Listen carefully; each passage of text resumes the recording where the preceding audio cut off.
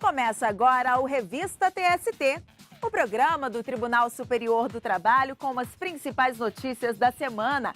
E veja o que preparamos para esta edição. No quadro Quero Post, você vai saber quem tem direito ao seguro-desemprego.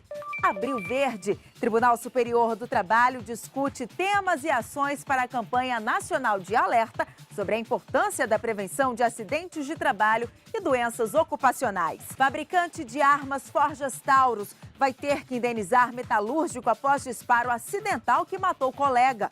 Transportadora é condenada por revistar motorista por meio de contato físico. E chegou a hora de conferir uma dúvida trabalhista enviada às nossas redes sociais com a hashtag Quero Post.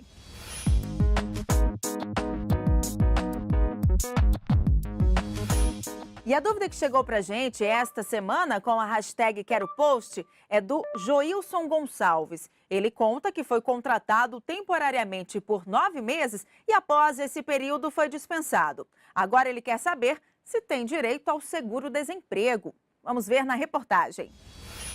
Durante 5 meses, Karina trabalhou como coordenadora de vendas em uma empresa de máquinas de cartões de crédito. O contrato era temporário. Ele só tinha um período de começar e terminar, mas os benefícios que eu recebi foi como de um colaborador efetivo. Era carteira assinada, envolvendo benefícios como o transporte, alimentação e a remuneração de acordo com o cargo que eu atuei. O trabalhador temporário tem direito a receber todas as obrigações trabalhistas previstas na Consolidação das Leis do Trabalho, a CLT, tais como o 13º salário e férias proporcionais ao período. Também deve contribuir para a Previdência Social. A exceção fica por conta das verbas rescisórias, como a multa de 40% do FGTS, que, neste caso, não precisa ser paga. O trabalho temporário é aquele em que uma empresa, por deficiência de servidores no momento de alta estação, por exemplo, ele necessita de outros empregados para atender a sua demanda comercial. Então ele contrata esses servidores por determinado período, não é? Ou aquele servidor dele que já é contratado por ele, mas que por uma questão de doença, uma viagem, não possa continuar executando suas tarefas, o empregador pode também contratar especificamente esse trabalhador para suprir a omissão da ausência do seu empregado. Com a reforma trabalhista, o contrato temporário passou a ter duração de 180 dias, podendo ser prorrogado por mais 90 dias consecutivos ou não, um período equivalente a 9 meses no total. Para o ministro Emanuel Pereira, ao assinar esse tipo de contrato, o trabalhador é informado sobre o período em que vai colaborar com a empresa e, por isso, não tem direito ao seguro-desemprego, que é um auxílio em dinheiro pago por um período determinado ao trabalhador recém-demitido, sem justa causa. Eu diria que o trabalhador não tem direito, porque ele assinou um contrato de 3, de 180 e depois de 9 meses. Terminados esses 9 meses, tanto o patrão quanto o empregado sabiam que esse contrato terminaria naquele período.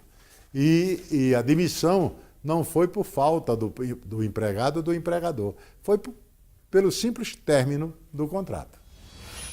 E no próximo bloco, Abril Verde, Tribunal Superior do Trabalho discute temas e ações para a campanha nacional de alerta sobre a importância da prevenção de acidentes de trabalho e doenças ocupacionais. O Tribunal Superior do Trabalho discutiu temas e ações para a realização da campanha Abril Verde deste ano. O objetivo da campanha é alertar a sociedade sobre a importância da prevenção de acidentes de trabalho e doenças ocupacionais. A cada minuto, uma pessoa é vítima de acidente de trabalho no Brasil. Os dados mais recentes do Anuário Estatístico da Previdência Social mostram que só em 2017, mais de 549 mil brasileiros sofreram algum tipo de acidente enquanto trabalhavam. Desses, 2.096 perderam a vida. Mas como mudar essa realidade?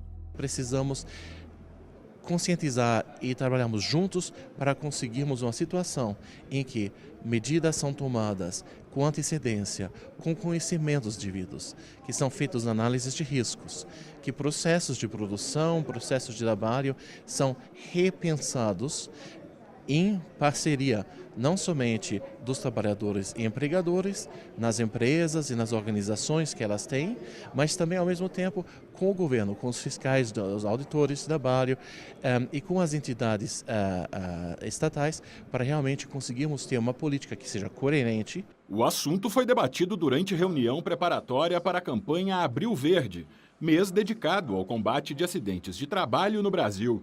Durante o encontro, o presidente do Tribunal Superior do Trabalho, ministro Brito Pereira, destacou as ações desenvolvidas pelo TST por meio do programa Trabalho Seguro e ressaltou como o combate a acidentes de trabalho é fundamental. Essas ações são não só oferecer um ambiente de trabalho saudável, como treinar os seus prestadores de serviço, seus empregados, mas essa prevenção é uma via de mão dupla.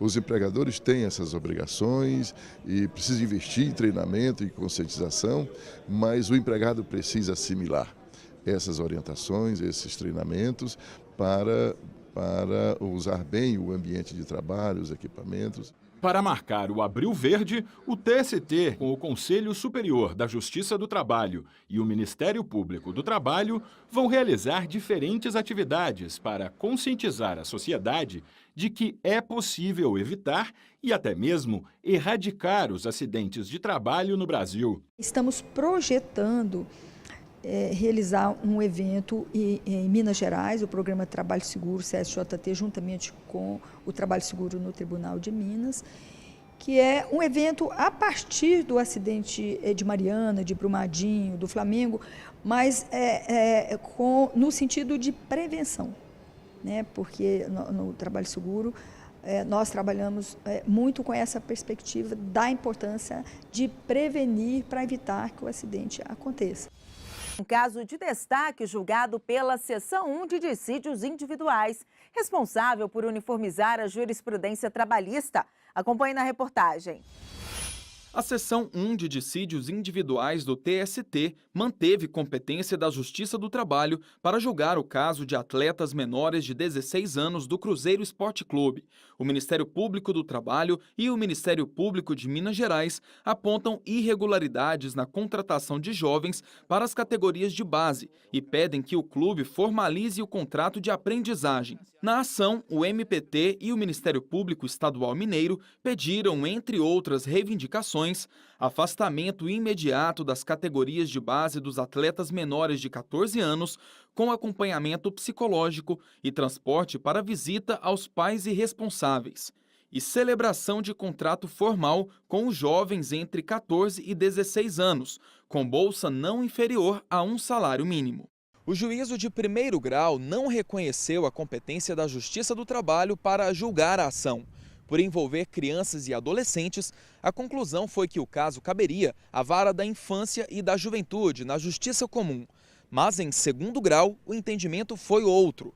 O Tribunal Regional do Trabalho da Terceira Região em Minas Gerais considerou haver vínculo de emprego entre os jovens e o clube.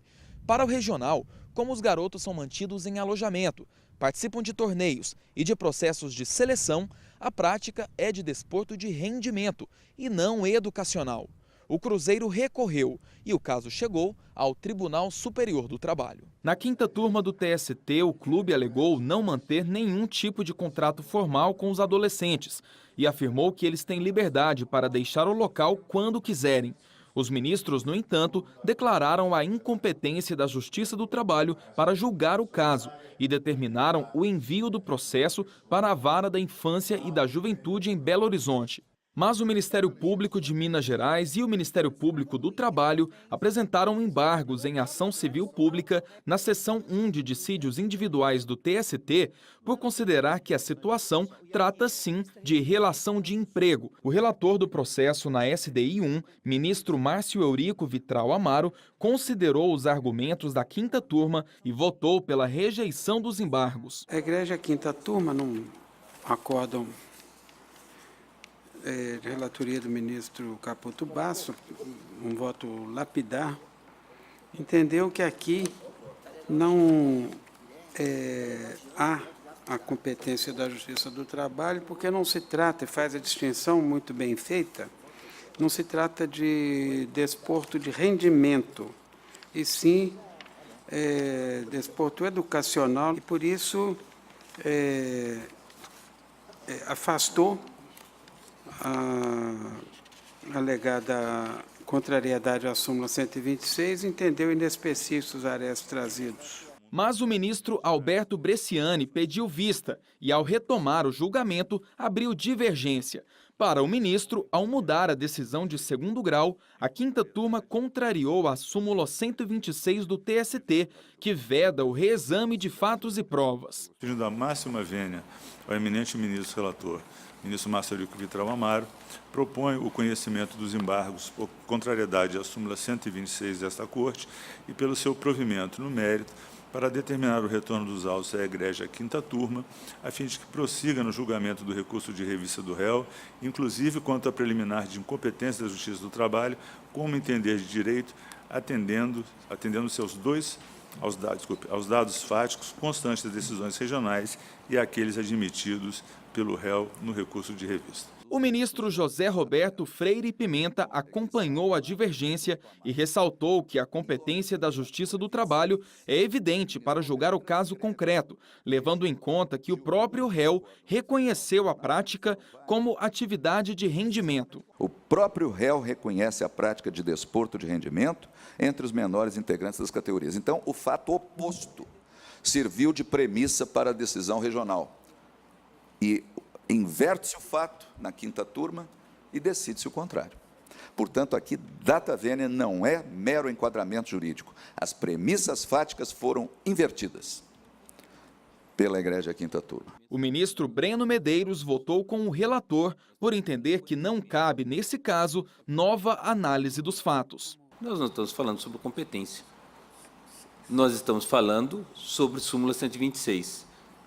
E, para mim, o conceito, se é hipercompetitividade, se é relação de desporto educacional ou se é qualquer outra relação, isso é conceito da lei e não fatos e provas. Na realidade, a quinta turma entendeu, de acordo com os fatos, e alocou os fatos dentro de um conceito legal que ela entendeu pertinente nessa decisão. Por maioria, a SDI 1 aceitou os embargos por contrariedade à súmula 126 do TST e determinou o retorno dos autos à quinta turma para que examine os pedidos feitos pelo clube no recurso de revista.